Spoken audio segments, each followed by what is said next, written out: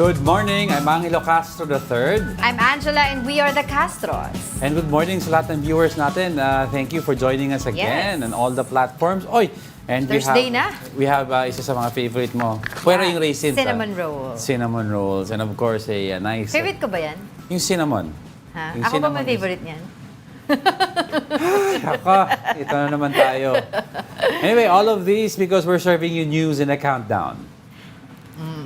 And all that before your second cup of coffee. This is Brunch.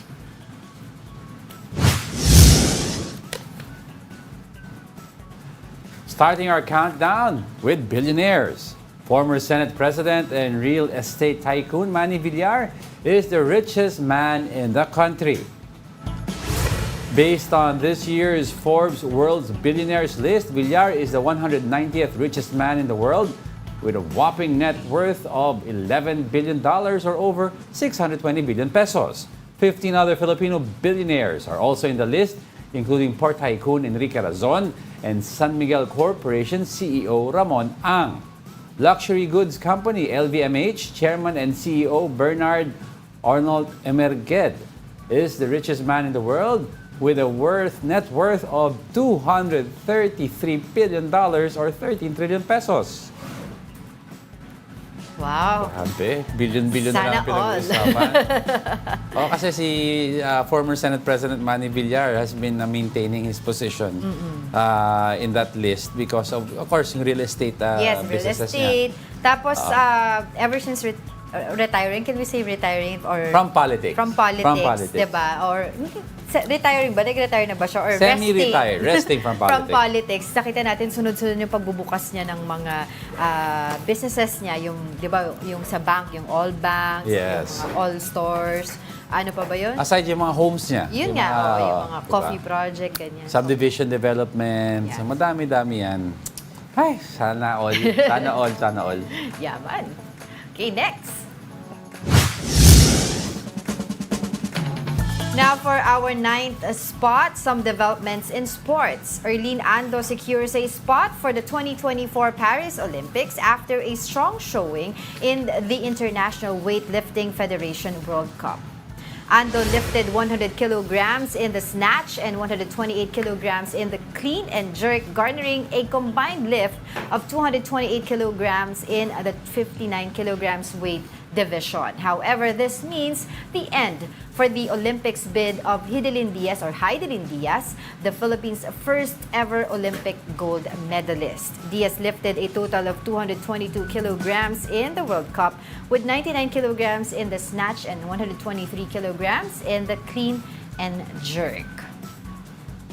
Ano eh, parang bittersweet din eh, no? Bittersweet kasi may qualifier tayo. Ang ano lang kasi is si Heidelin had to move up in weight class kasi na-eliminate yung original weight class niya. Yes. Medyo bumigat itong class na Oo. inano And niya sa we all know Paris. naman, if you move up in a weight class, pati yung mga minimum weight na dapat bubuhati mo at saka yung total weight na dapat maabot mo sa clean and jerk, tumataas ng konti. So, medyong nami-meet yung strength niya, nagiging normal na sa category na yun. Yun. So, at least, ang ranking niya sa qualifying was 11 ata. 11 siya. Kaya hindi siya Oo. umabot. So, anyway, we're still proud of her. Oo, she gave us a gold naman. Oo and naman. she's done well in She has nothing to prove, kumbaga. She's done well in other tournaments and world competitions aside from yung Olympics, di ba? Yes. But of course, we're rooting for Elrene Ando. Elrene Ando. Oh, good luck. Kasi siya good naman luck. ang ating... At hindi ng pressure because he took the spot supposedly oo. from Heidelin. Sige. He ba? Ay, She? oo. He, di ba? Lalaki. Ang gulo mo. Ang gulo. Nahihelo ako sa'yo. Okay, anong ba sunod natin?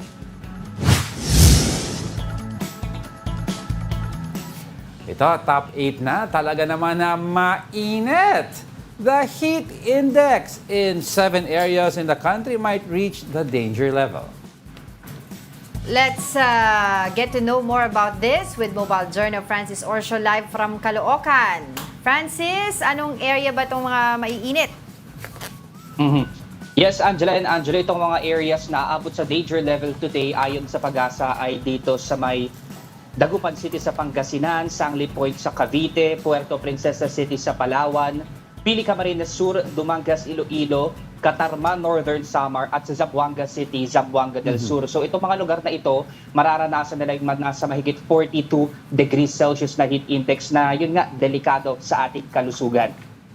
So, Francis, sinabi mo, no, 42. So, do we see this escalating for the next few weeks? Kasi every afternoon, parang Painit ang painit. painit na painit. Tapos yung hangin, panipis ng panipis, Francis. Yes, Angela, itong mga temperatura na ito ay expected pa rin na magtataas at magpapatuloy pa rin hanggang sa mga susunod na linggo, hanggang sa nararanasan pa rin natin ngayon yung warm, dry season o tag-init and yung contribution nga ng epekto ng El Nino. So itong mga temperatura na ito, asahan pa natin na magpapatuloy. Francis, di ba usually kahit naman araw ng, kahit tag-init ang season, pag masyadong mainit ang mga temperature na sunod-sunod, may nagbi-build up na a lot of moisture. Totoo. So do we expect any rainfall within the Metro or Luzon in the next few days?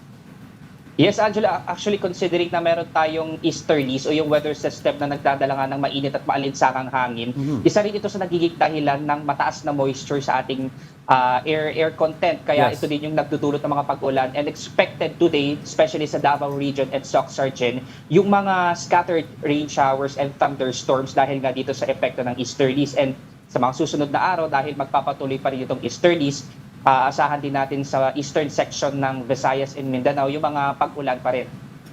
Oo, syempre kamustahin na rin natin yung dams natin, ano yung mga water level sa Angat at Pantabangan Dam. Yes, Angela, ito ang current elevation ng Angat Dam ngayon ay nasa 197.87 meters. So kahapon, nasa 198.15 meters yan. Patuloy yung pagbaba nitong elevation ng Angat Dam dahil nga din sa nangyayaring panahon ngayon, yung warm dry season at yung El Nino. And sabi din ng mga hydrologists from Pagasa, itong Angat Dam ay inaasahan natin na sasadsad pa by the end of April ng 189 meters. So 9 meters yung pagitan niyan doon naman sa critical level or yung minimum operating level na 180 meters. At isa din sa mga minomonitor talaga ng Pag-asa ay itong Pantabangan Dam dahil ilang metro na lang din yung pagitan naman ito sa critical low level na 171 meters. So yung kasalukuyang elevation nito ay 175.87 meters. So tuloy-tuloy din yung pagbaba ng mga dam na yan at yung marami pang dams dito sa ating bansa. Oo, follow up ko lang question, Diego, kay Francis. Meron ka bang nakakalap na balita? Would you know any reports or na plano na magkaroon ng cloud seeding sa area para mas dumami yung, magkaroon ng increase yung water level natin sa dams? Yes, actually yung mga ganyang interventions kasi ay ginagawa naman din ng ilan sa mga halimbawa LGUs at sa pakikipagtulungan din ng mga national agencies ng ating gobyerno. Pero sa ngayon kasi ay umaasa pa rin naman yung mga ibang lugar dito sa ating bansa doon sa kakaunting pag-ulan na pwedeng bubuhos doon sa mga reservoirs. Halimbawa na lang din dito sa Angat Dam, sa May Lamesa at sa Ipo Dam. Pero again, hindi naman ito enough yung mga pag-ulan na pwedeng maranasan. Kaya ang pinaka ginagawa lang din ay syempre ihinto halimbawa yung irrigation sa mga sakahan o kaya yung pagpapayo sa atin na magtipid ng tubig. Right. Yeah, last question na Francis, no, before we let you go. The last time we spoke to Pag-asa, parang ang binanggit sa amin, yung La Nina is still under La Nina Watch. La Nina Watch. La Nina Watch, meaning Yes. hindi pa sure kung matutuloy ang La Nina. Parang 56% probability ba? I'm not sure na Francis. Could you update us on this?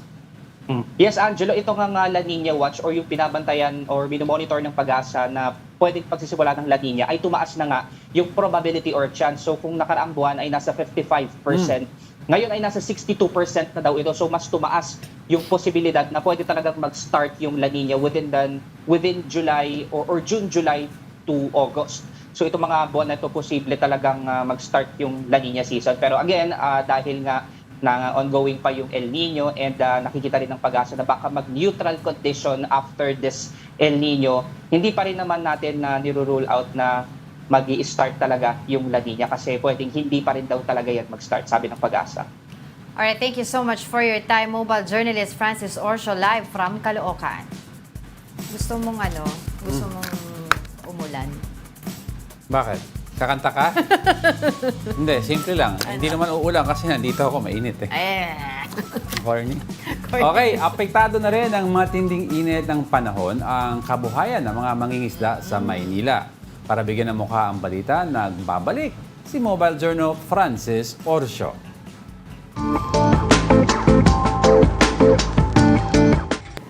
Marumi at puno ng polusyon. Ganyan ang karaniwang kalidad ng tubig dito sa Manila Bay. Pero hindi uubra yan sa mga residente ng Isla Puting Bato. Napapakinabangan pa raw kasi kahit papano ang tubig dahil sa mga nahuhuling lamang dagat. Yun nga lang, doble dagok naman ang epekto ng tag-init.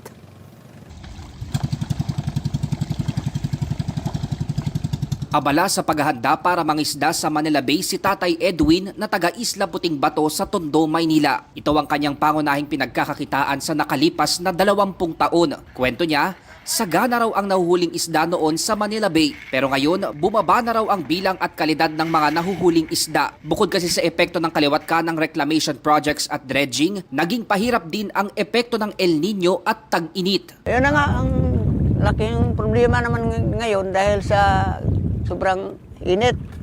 Pag yung napagod ka na, siyempre papahinga ka. Hingal ako parang stroke ang naramdaman ko. Uwi na ako, tago sa loob ng bahay. Ganyan din ang sentimiento ni Kuya Roger dahil sa polusyon at tindi ng init, nasa 2 kilo na lang ang nahuhuli niyang tahong at alimasag. At imbes na sa malalaking palengke ibenta, tingi-tingi niya na lang itong pinapabili sa kanilang komunidad. Sa ganyang sistema, swerte na raw kung kumita sila ng 250 hanggang 300 pesos sa isang araw. Pero ngayong mas kailangan nilang magpahinga mula sa init, ang kita sa buong maghapon nasa 150 na lang. Nahihilo man minsan.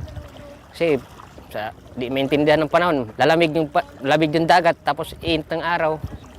Parang nakakapagod din. Una nang nagbabala ang pag-asa sa matataas na heat index o yung epekto ng init sa katawan dahil sa pagsisimula ng warm dry season o tag-init. Matatanda ang noong mga nakaraang araw, pumalo sa danger level ang heat index o mahigit 42 degrees Celsius sa Metro Manila. At mas lalo pang dumadami ang mga lugar sa bansa na may matataas na temperatura dahil na rin sa epekto ng El Nino. Una na ring nagsabi ang Bureau of Fisheries and Aquatic Resources na apektado ng mainit na panahon ang produksyon ng isda. Pero ang pinakatatamaan dito ay ang mga freshwater fish ponds kung saan mas mabilis mag-evaporate ang tubig at mawalan ng oxygen. Sa ngayon, ang mga mangingisda tulad ni Tatay Edwin at Kuya Roger umaasang mapapaabutan ng tulong mula sa gobyerno dahil sa epekto ng nangyayaring El Nino.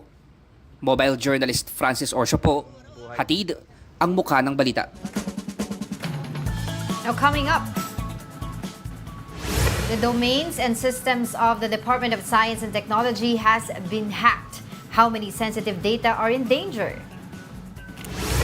And authorities have served the arrest warrants against Pastor Apollo Quiboloy. But were they able to find the hiding pastor? We are just getting started. More of our top 10 news when Brunch returns. Keep it here on One News.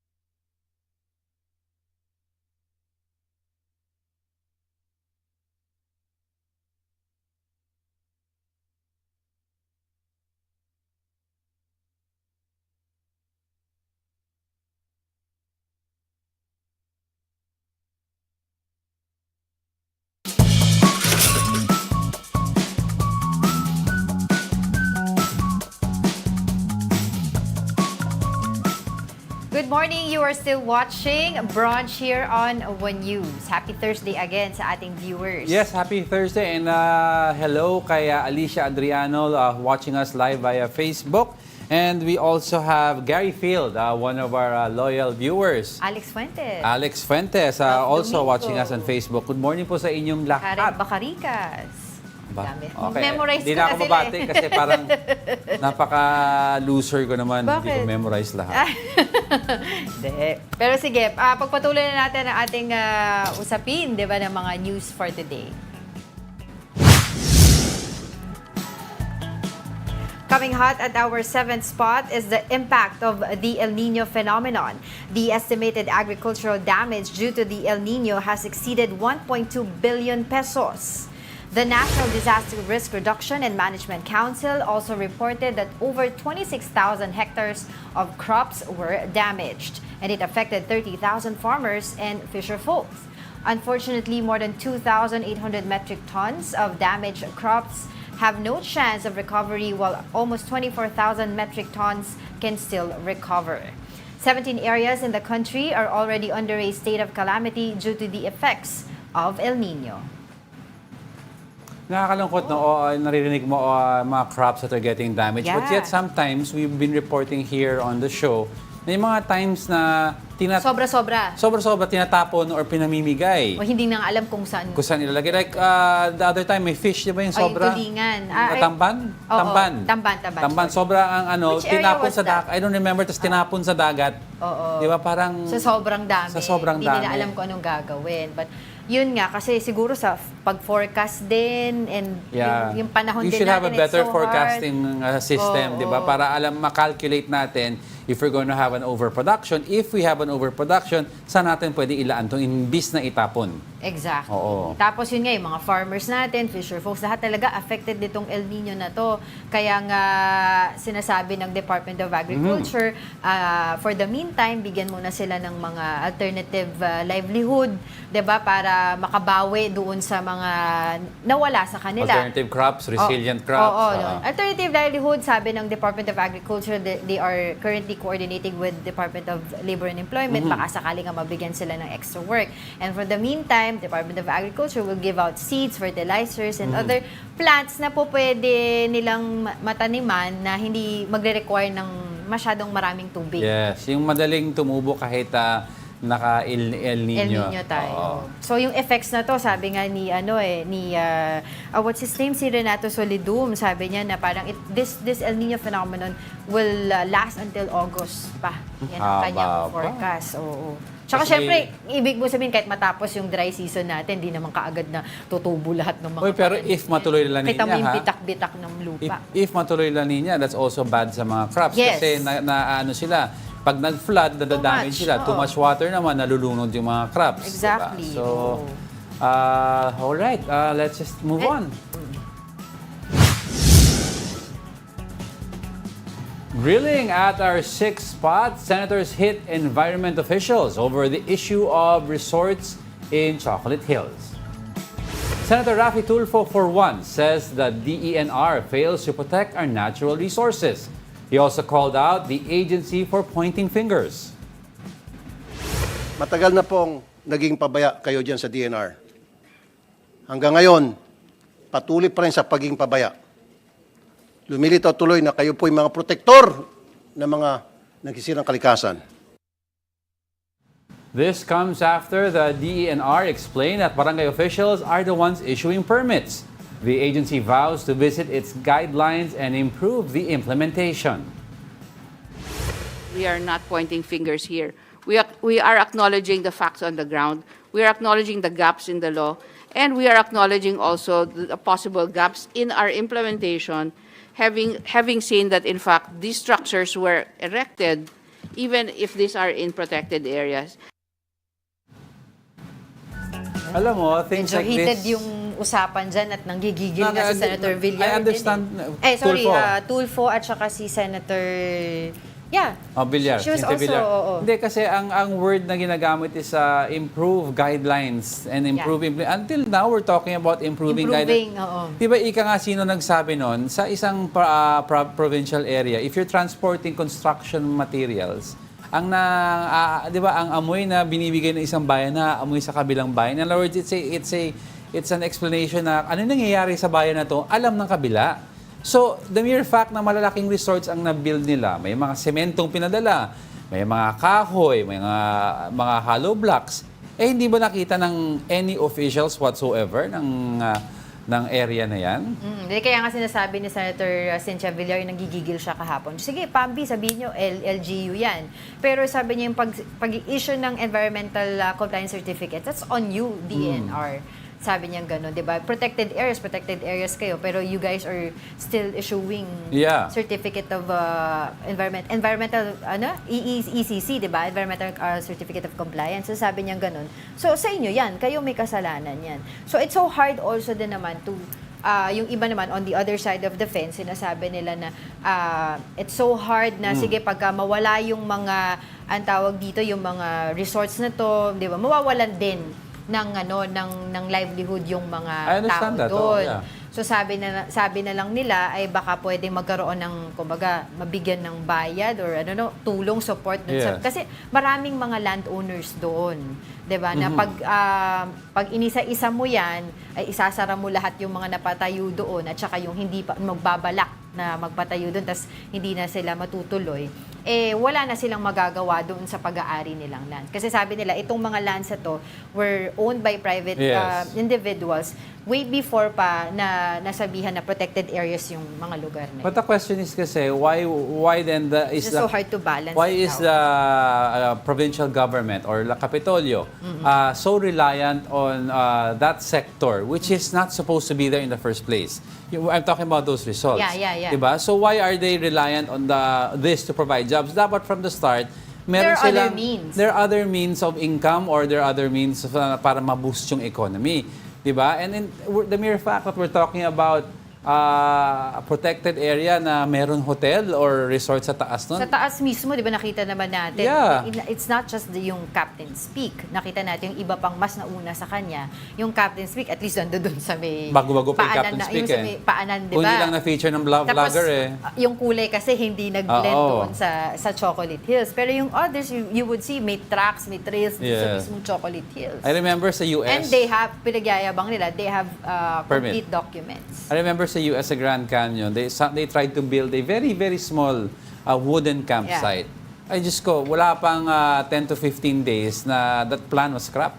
Kasi ang dami niyang guidelines na hindi na-meet.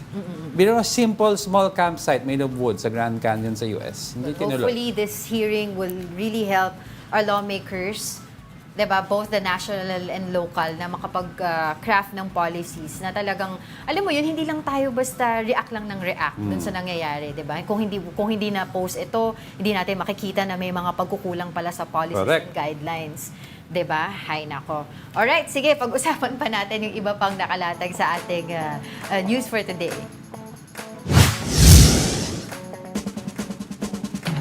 Switching gears now for our top 5, 2 joint ventures have qualified in the bidding for internet voting. The joint venture of SMS Global Technologies Incorporated and Sequent Tech has the lowest bid at 112 billion pesos. They will be the first to undergo post-qualification evaluation. The joint venture of Votes, IBC, EPLDT, and EB Solution Incorporated also qualified in the bidding. The COMELEC plans to carry out internet voting for the first time in 2025 to make voting easier for overseas Filipinos. Yeah, keeping up with the times. Yeah, but importante is to secure the data, secure the votes. That's right. Most importantly. And Smartmatic daw, sinubukan mag-bid. Apparently kasi lang, ang problema, wala pang TRO. With their pending case. Diba? So, hindi sila ban kasi sila walang TRO, so hindi nag-qualify for this. So, ang dami kasing issues hounding Smartmatic. Yep. Right. Ano susunod?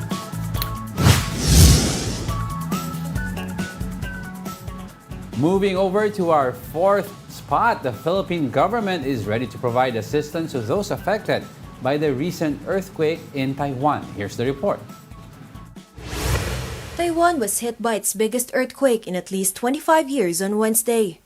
In Hualien, a CCTV footage shows a multi-story building collapsing on a busy street. TV monitors are seen shaking in a news station in Taipei. The earthquake also shook various landmarks in Taiwan, including fishing harbors and bridges. The 7.2 magnitude tremor killed at least 9 people and injured nearly 1,000. Nakakapag-panic kasi panay-panay yung aftershocks, tapos kani-kanina lang nag-a-aftershocks na naman. There are over 159,000 Filipinos in Taiwan, and none of them was hurt, according to the Manila Economic and Cultural Office. Well coordinated na yan yung ating magiging tulong sa ating mga kababayan kung meron bang affected adversely. Kung may nangangailangan ng financial assistance, nandyan po, ready po yung ating team. President Bongbong Marcos has expressed his sympathy to those affected. He says the government is ready to provide assistance. The Department of Migrant Workers has put up a 24/7 help desk for families of OFWs in Taiwan. There are also hotline numbers in Taipei, Kaohsiung, and Taichung for OFWs in need. Meanwhile, SMART is giving data load assistance to all roaming customers in Taiwan. Yes, yung sinabi ni Chairman Bello, yung nasaktan na 3 Filipinos, hindi naman kasi directly sa area. Yung isa daw tumatakbo nung nag-earthquake. Siyempre, in the heat of panic, naipit daw ang kamay sa pinto. The other one, nalaglagan daw ng roof sa head niya.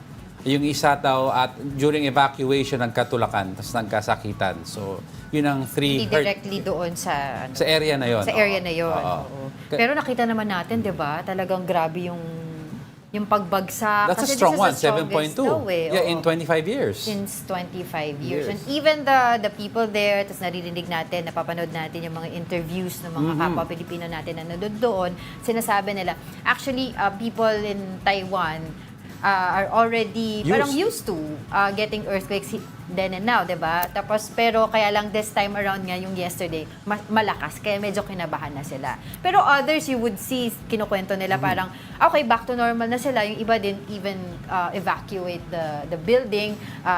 They just went through with their daily job on that day.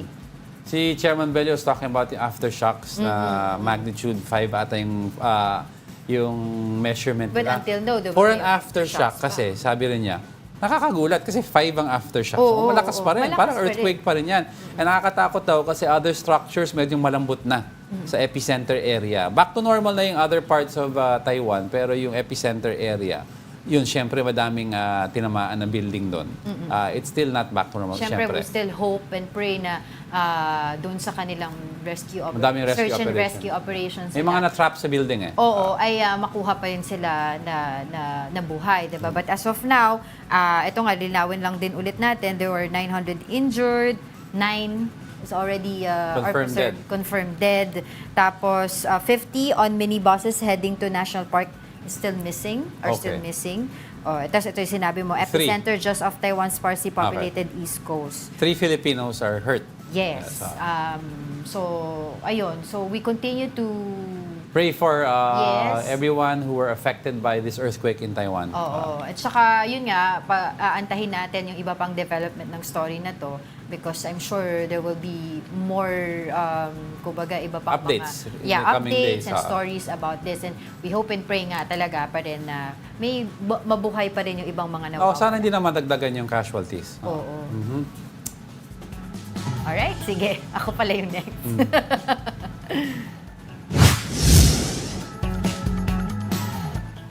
Entering our top 3 is the issue on Executive Order number 57. Presidential Assistant for Maritime Concerns Secretary Andres Nino has defended the foreign aid provision in the EO. He was pertaining to the Section 7 of the EO, which states the National Maritime Council can accept donations from foreign sources. Senator Amy Marcos rang the alarm about this section and said this might welcome Trojan horses of foreign interference. In an interview with The Big Story, Centino said there's no need for the country to solicit foreign aids to boost its maritime security. He ensured that our allies have already expressed intent to assist the Philippines in terms of donations and grants. Even without the solicitation, there have been countries, there have been allies and partners that have expressed their intent to assist or to help us in terms of donations and grants. These are like-minded countries that share our values, that also is concerned of the security of the region, and that it doesn't have to take for us to ask for these donations. Ayan. So if you would look at the old yung National Coastwater Council, Maritime Coastal Water Council, parehas lang din siya, na meron din section doon na may foreign aids and donations. Yeah. Na-highlight lang ngayon kasi nga, yan ang dinidiin nila na we're gearing towards the West and baka doon lang tayo laging hihingi ng tulong, etc. na alam pa natin na tutulungan tayo pag nangyari talaga yung if ever, 'di ba, yung gulo doon nga sa West Philippine Sea. Pero yun nga, 'di ba, ang dami nagtatanong, is it really necessary to create this EO? Kasi kung parehas lang naman, may mga nadagdag lang na mga ibang mga And the council itself. the council itself, and they have yet to convene talaga itong buong mga council na to with attached agencies like DFA, AFP, at saka yung task force for West Philippine Sea to ang tawag dito, to talk about yung pinaka guidelines nila and rules nila in implementing this. Actually, if you read most of the guidelines that were already out and you listen to all the cabinet officials talk about it, what the Maritime Council does merely is elevate from an agency level to the cabinet level. Cabinet decision. And when you do this kasi, when you elevate it to a cabinet cluster, ang nangyayari, iisa na lang ang messaging ng bansa natin, hindi na magulo. May mga sectors that are pointing out kasi that sometimes we have military institutions talking. We cannot blame them sa maloob nila with what's happening kasi. So when you do that kasi, there's a military component, then you have the diplomatic side talking, hindi unified ang messaging. So what that forming the council does is, number one, yung unified stance nila. Unified stance, one voice. Tapos in terms of the aid and yung foreign aid na sinasabi, on their own kasi, the Navy, Coast Guard, all the DSWD, they all have different ways of accepting donations from foreign countries. What this does lang for this specific issue is naka-streamline sa Maritime Council with regards to this issue. Donation na yun. In other words, hindi na kailangan pa dadaan muna sa Navy, dadaan muna sa Coast Guard, dadaan muna dito doon, saan ipupunta, saan iimbakin, hindi. Malinaw lang na the Maritime Council will take in the donations. As is. Pero yun nga. So, we'll see kung ano pa yung, kasi di ba tulad ng sabi ko, they have yet to convene talaga kung ano yung mga magiging rules and implementing procedure nila dyan. And of course, syempre, may mga iba okay for that at may iba naman na ayaw din, like yung mga pamalakaya, hindi nila type ito, redundant daw, etc. But yun nga, titignan natin kung ano pa yung mangyayari dito sa EO 57 na to. Dahil yun nga, pinag-usapan din natin kanina nga, it's more of like a cabinet level position when it comes to... You're forming a cluster. Di ba? When it comes to... They can decide na, as cabinet it sends a strong message though to China also. Yeah. That we're taking this seriously. So I think this is the next step. Yes. Okay, but a sad news in the military front. Retired Armed Forces Officer Victor Corpus has died. Corpus was a member of the Philippine Military Academy class of 1967. He was promoted to the rank of Brigadier General in 2003 and retired at the age of 60. Corpus was best known for his defection from the AFP towards the New People's Army during the regime of Ferdinand Marcos Sr. Corpus was granted amnesty by the Aquino administration in 1986.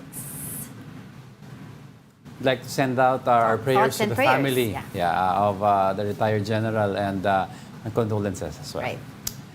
Don't go away because we're not done yet. May dalawa pa tayo. Stay with us.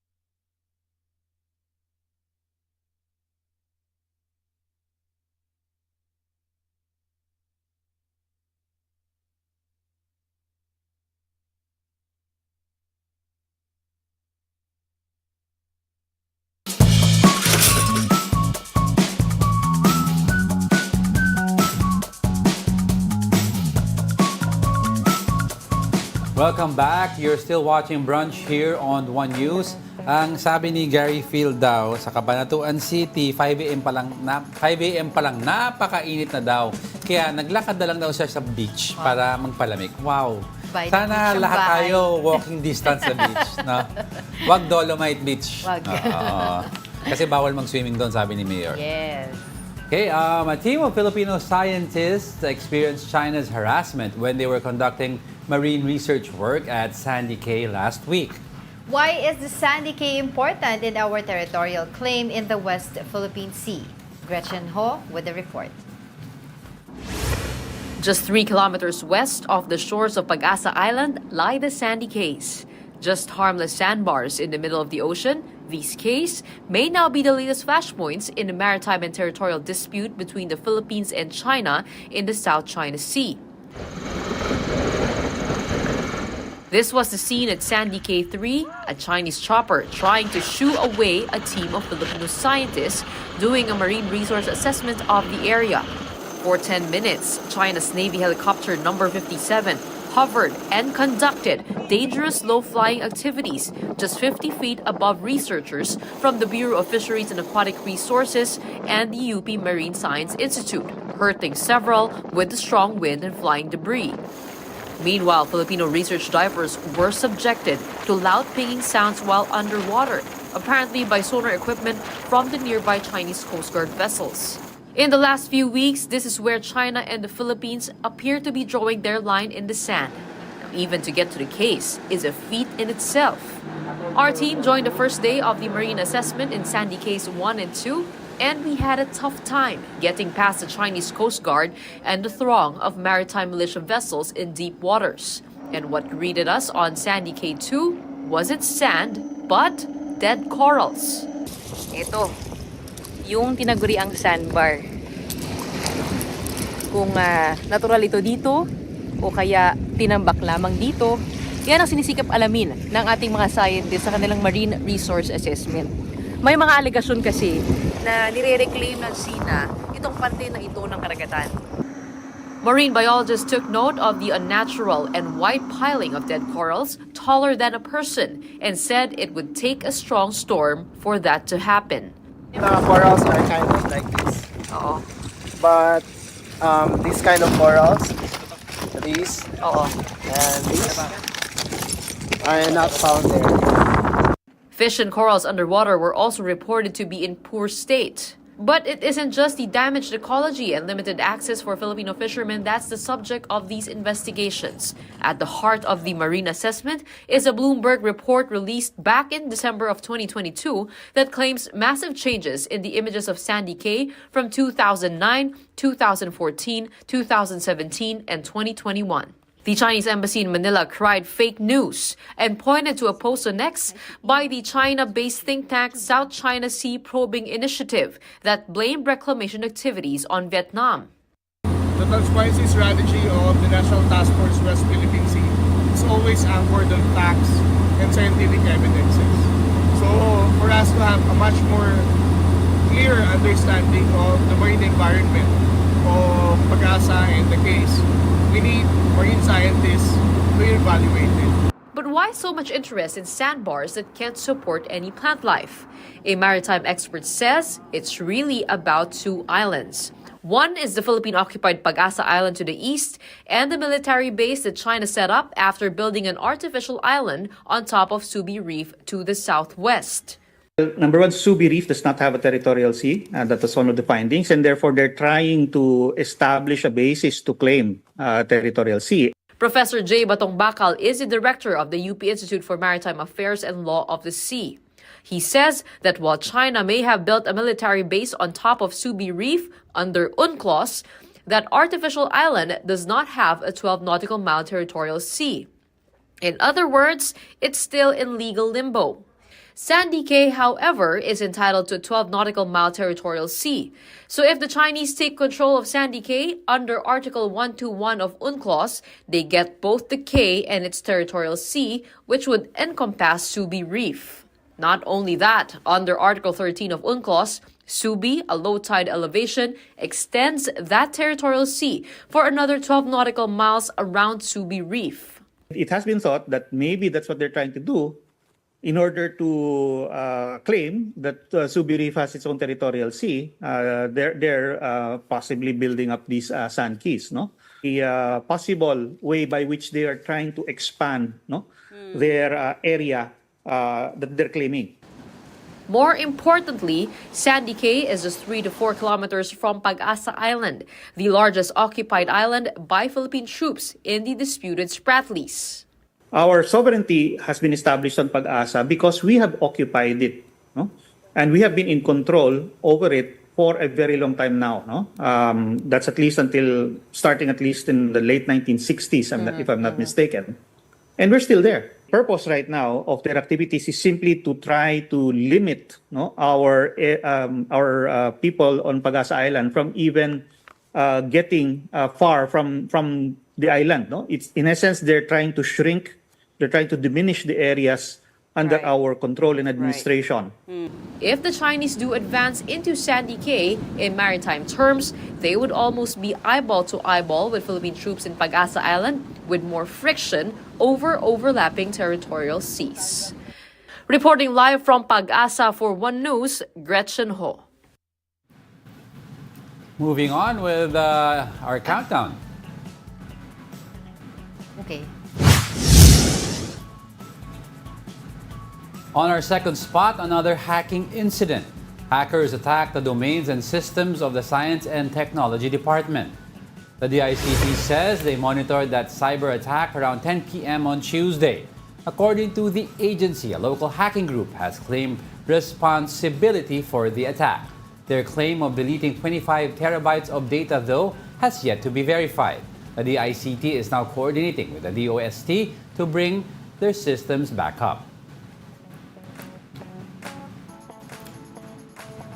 Before. Hindi, yun nga, yung sa ano to ang tawag dito yung sa DICT, sinasabi nga nila, there are compromising data na nandoon sa nung nahack yun, ano? Yeah.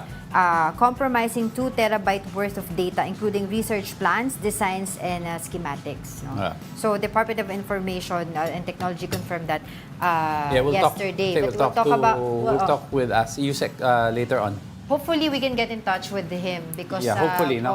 Hopefully meron silang meeting yata. To update their story. But before we go to our top story, mag-segue muna tayo. Okay, kasi kalbaryo para sa mga person deprived of liberty o PDLs ang matinding init ng panahon. Para bigyan ng mukha ang Balita Mobile Journal, Kayla Makantan.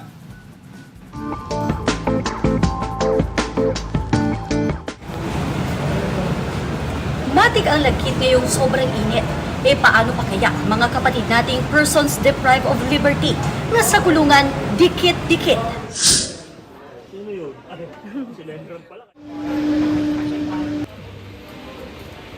Mainit po, no?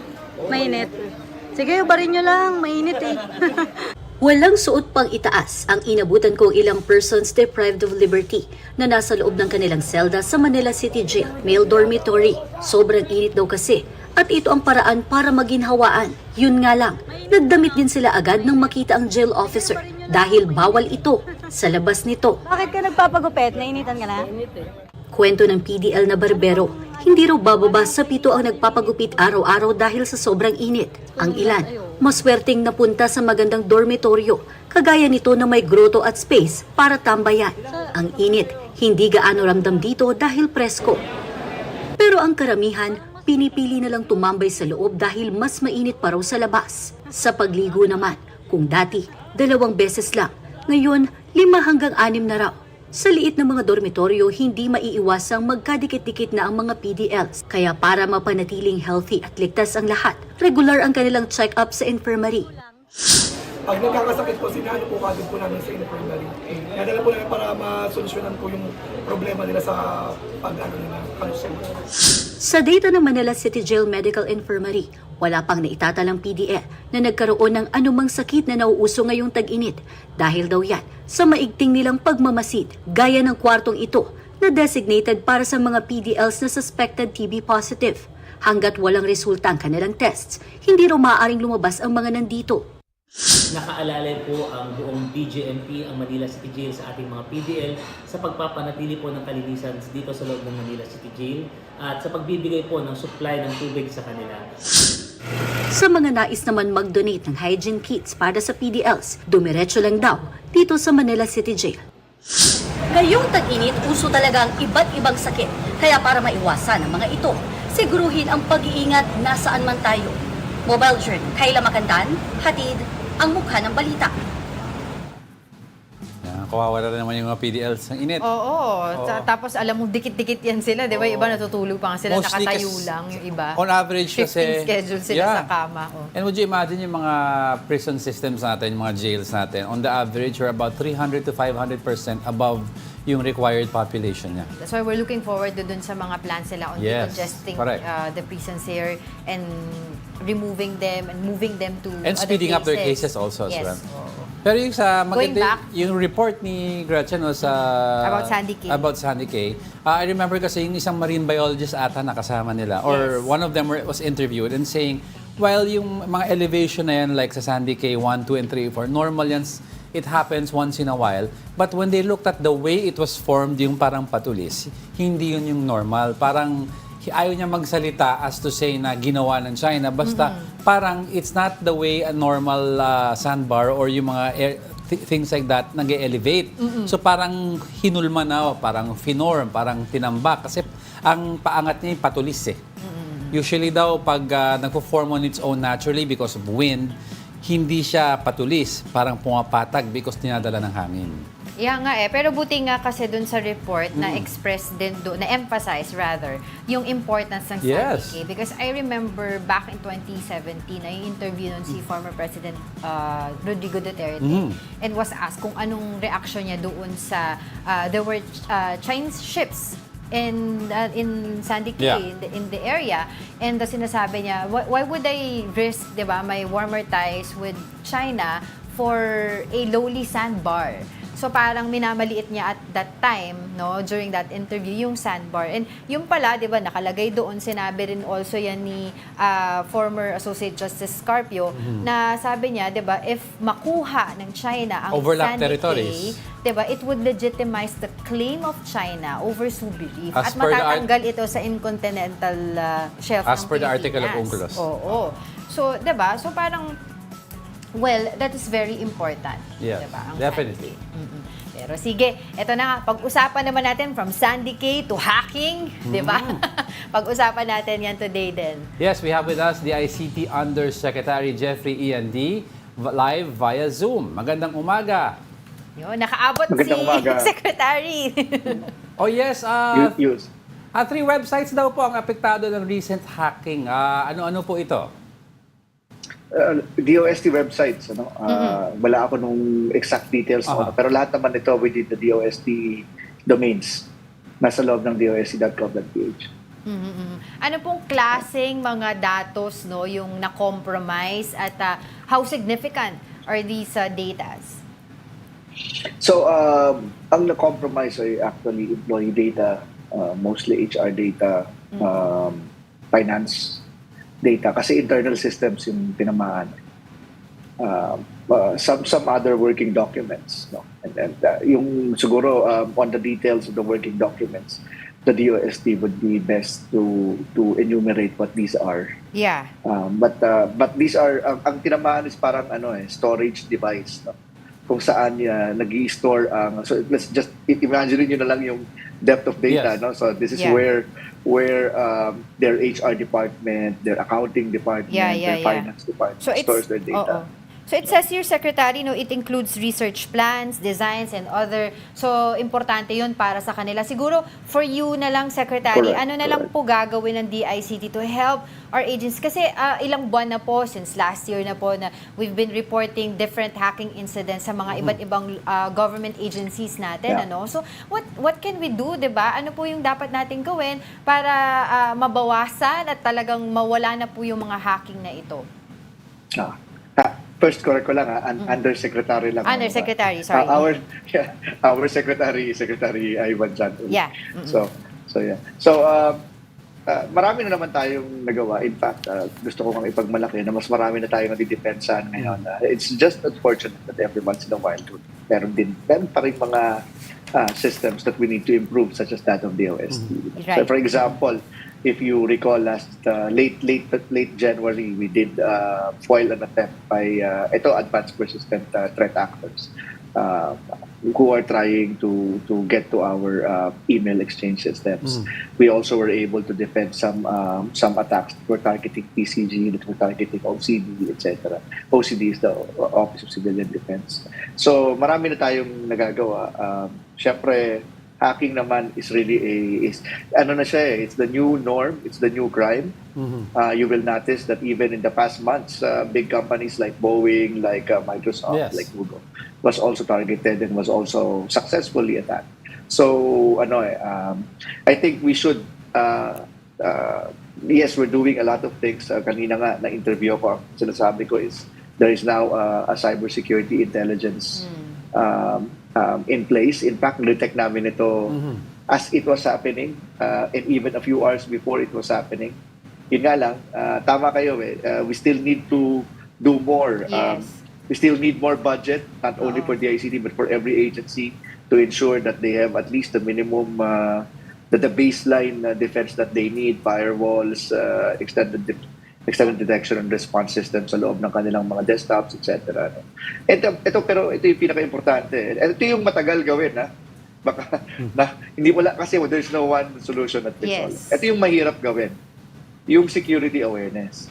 Now, I don't want to put the blame on anyone like the OST right now. No?